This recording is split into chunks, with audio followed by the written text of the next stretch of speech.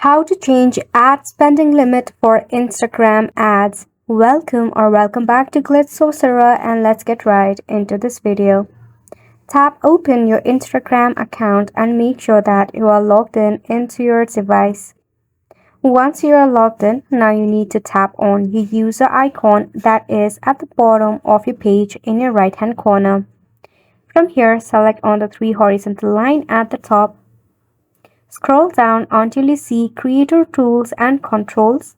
You need to tap on it. At the top, you will see Add Payments. Select on it. In here, you will see Payment Method. Select on the option.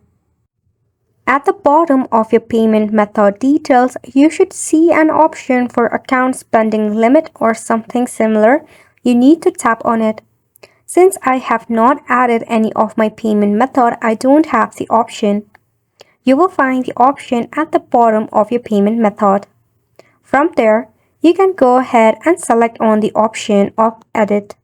Then enter your new desired spending limit and confirm the changes. That is all for the video as well.